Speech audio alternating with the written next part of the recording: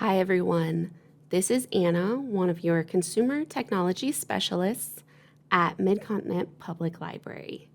Today, we are going to take a look at the MCPL app. So the MCPL app can be downloaded for free from your device's app store. On Apple's App Store, I'm able to just type MCPL in the search box, and the app is one of the first results. I'll just tap Get to download it.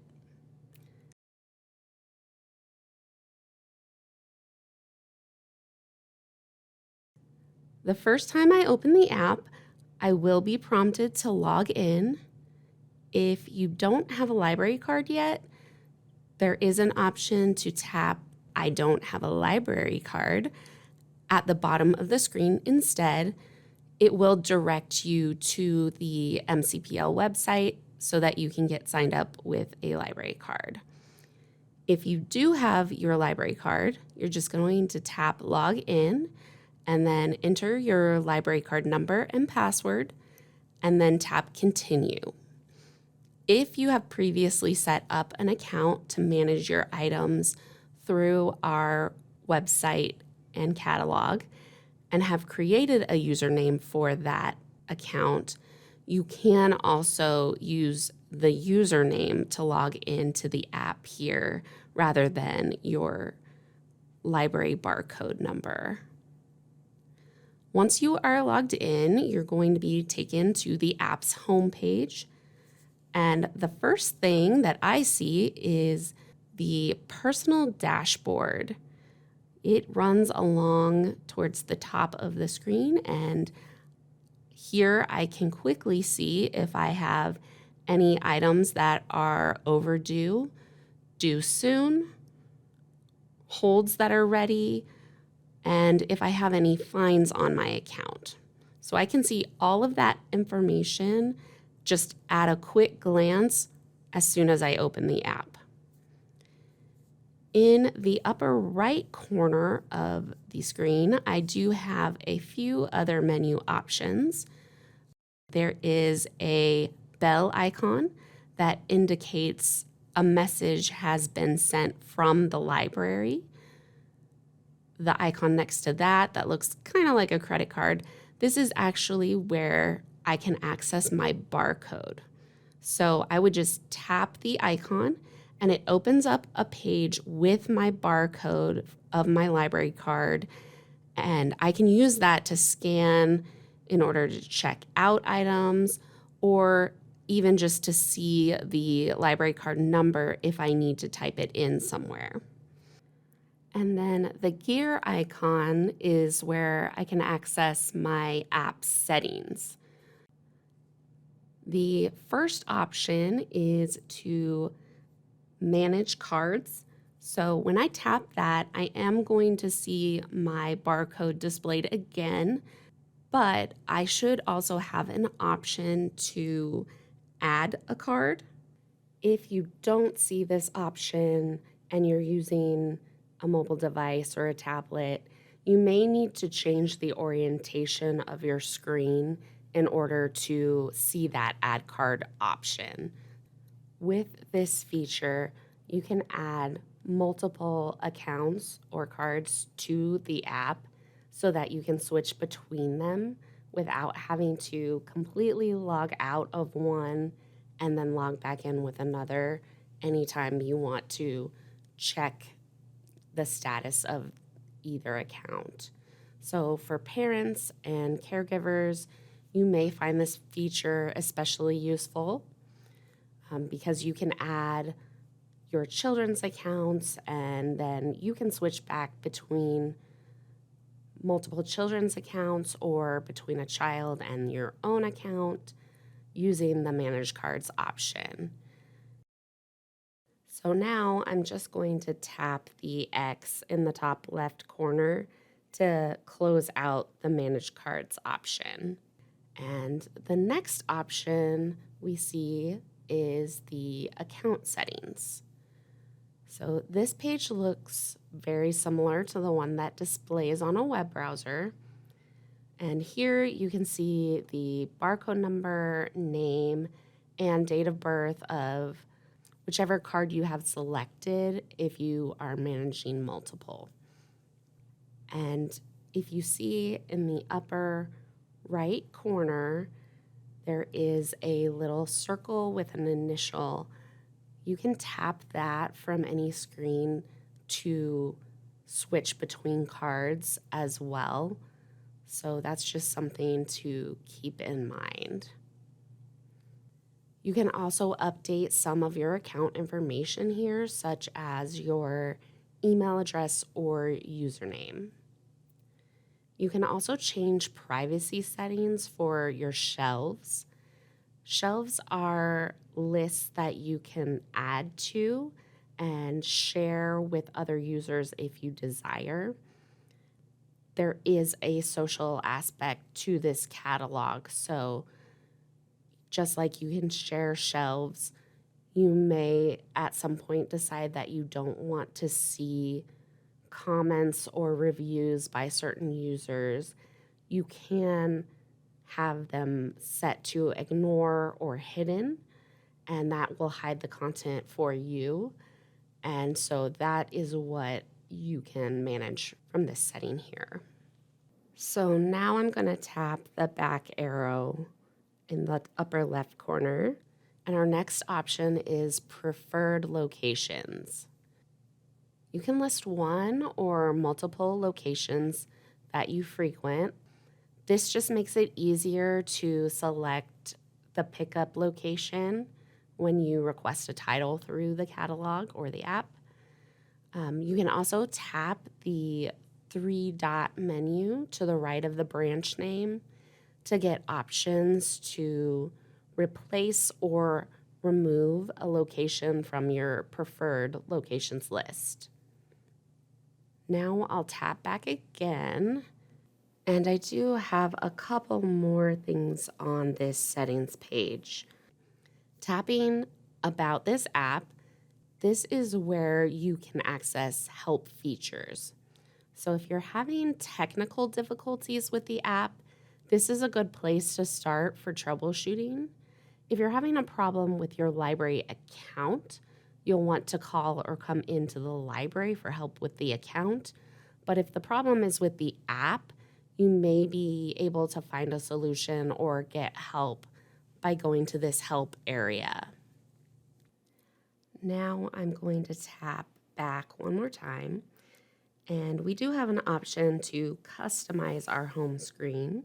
So tapping that, there are different sections that are on the home screen, and the content will change, but you also have the option to, looks like you can reorder them using the arrows, or you can check or uncheck mark them to hide or show them on the home page. So you just make your choice and then tap Save Changes at the bottom of the screen. And the last item on the settings page, there is an option to share feedback about your experience using the app, and then you can also log out of the app if you need to do that for any reason. So now, if we look to the bottom of our screen, there is a menu bar that runs along the bottom of the screen. This menu displays constantly as you navigate through the app to various pages, so it's very handy. I can tap the home icon, which is the leftmost icon, to get back to the home page. And then this is where I can see those different categories that I could hide or show in the settings menu. And these carousels will show different titles, but it doesn't look like the categories are going to change very much. And then if I scroll to the bottom of this home page, I do have another short menu list that is titled Explore Further. The links listed here are going to take me out of the app. And the reason I know this is because there is a little icon on the right, and it's a square with kind of a diagonal arrow. That is going to take us to a web browser page that will live in a different app on your device. It would be in a web browser app. So if I look again at the menu at the bottom of my screen, I'm going to tap My Borrowing, which is the icon of the 3 books. This is where I can get more information about the titles I've checked out or put on hold or any fines that I might have. This is the same information that I can find on my personal dashboard. It's just another way to access it. So tapping on a section title will take me to a detailed list. So I'm going to tap Checked Out, and I get a list of all my checked out items, and by default, they're sorted by due date. I can also tap the Sort By option to get a drop down with more sorting options. So I can see information about each title by looking at its content card. I can see the title, author, also how many days I have left in my checkout period, and what the actual due date is. And then I can tap this blue Renew button to renew a specific title if it's available to renew. Or if I want to renew multiple items, I can tap the little check box in the left corner of the title card, and then a menu is going to kind of pop up along the bottom of the screen just above that bottom menu that stays all the time. And from here, I can choose an action to perform on the multiple selected items. If I have any fines, I can tap the fees option to get more information about what I am being charged for. And there is even an option to pay fees here. So tapping this is going to take me out of the app to a web browser, to a web page to complete the payment process. So if you do want to pay your fees online, you do have that option. I can also find the search option in my bottom menu. That is going to be the magnifying glass in the middle of the bottom menu. I just tap that to open the search. And if I have any saved searches, I'm going to see them listed just below the search box here. So if there's something you search for a lot, like maybe you want to check for new books from a specific author, you can save that search, and then when you come to this list, you just tap it in the list rather than having to type it out and apply filters every time. So it would save you a little bit of time in the future if you wanted to do that. So I can type my search terms in and tap search on my digital keyboard. And the search works exactly like it does on the website. So the title information displays just like on the website as well. So if you've used our website catalog, all of this should look very familiar. Not only can I see the title, author's name, and cover for each item, I can also see the different formats that the library has available. So I can see if there is a book version or a downloadable audio book or any other format. They'll be listed here. And if I see that it says available here, that means that there is a branch that has that title available. I do need to tap on that format to then see which branch has it available and get more information.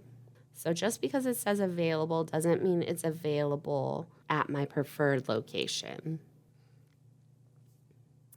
The titles page looks very similar to how it looks on the website. I can place a hold right from this page, or I can add it to a for later shelf, or I can tap the little caret icon next to for later and I can add it to one of my other shelves, which would be in progress or completed. These are just optional shelves that you can use to organize titles as you look through the catalog, and you can share them with others by making your shelves public over in your settings that we kind of looked at before, or you can use them just for yourself and set them to private, or you don't have to use them at all. I'm going to go back now to get to my search results list. On this page, I do have a few more things to look at. There's a little heart icon here, and this is how I can save my searches through the app. So if I tap on the heart icon, it's going to save that specific search criteria that I've put in, and it will add it to that list of saved searches. And if I ever decide I don't want to save that search anymore, tapping the heart icon again will let me remove it from the list. Also here, I can tap Refine to access sort and filter options for my search results. So these are all the same options I can choose from on the website. I will just point out that the sort by option is at the bottom of this list. I usually just expect sort to be at the top, so I was a little thrown off, but it's all there. In the upper right corner of the screen, in line with the search box, there's also this little barcode icon. And I can actually access a barcode scanner here. So like maybe there's a book that I see at a store or a book that someone has and they're recommending it to me. I can scan it and see whether or not the library has it in their collection and put a hold on that title right away if it is in the collection. So how I do this is I'm going to tap the icon, and I will need to let it have access to my device's camera because the camera is what it uses to scan the barcode. And I just need to line my camera up with the barcode on the book, or it could be a movie or album or whatever. And I don't need to take a picture or anything. I just want to line it up. And once the camera gets a steady look at that barcode, it's either going to pop up with something that says, no, the library doesn't own this, or if the library does own it, the app is going to take me directly to that item's information page so I can see where it's available, I can request it, or possibly even check it out right away if it's available as an ebook or an e-audiobook. So that's a handy feature. Since we're already on the title's information page, I'm going to scroll down quickly just so you can see that all the information that I can find on the catalog website, I can also see here in this app.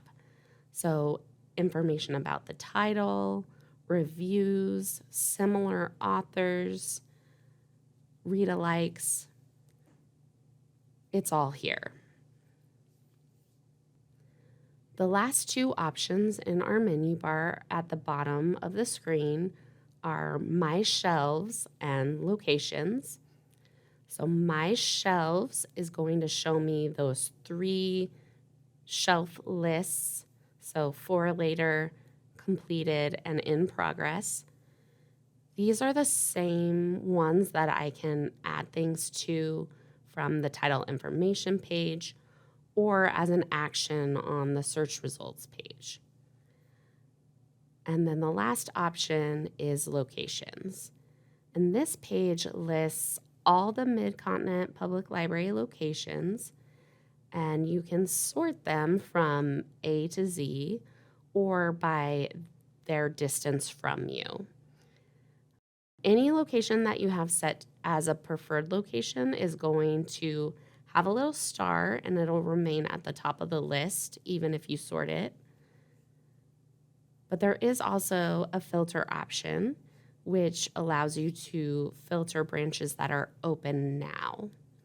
So branches do have different hours, especially evenings and weekends. Their hours might vary. So this could be a very helpful option if you are maybe in a part of town you're not normally in and trying to get to the library before it closes. And then tapping on a branch in this list is going to give you the list of hours, any upcoming closures that you should take note of, and then contact information for that branch, including the address and the phone number for the specific branch. So as I mentioned, this app looks and functions very similar to using the catalog in a web browser. So being comfortable with one is going to make using the other pretty easy as well. And this has been just a very short overview of using the MCPL app. That's it for today's video. If you liked it, make sure you let us know by following our MCPL 360 page on Facebook and our MCPL MO channel on YouTube. We premiere new videos every Wednesday and Friday at 1 p.m. And if you missed the live event, you can always find all of our videos on YouTube on one of our many technology-related playlists on our YouTube channel. Thanks again for watching, and we will see you again next time.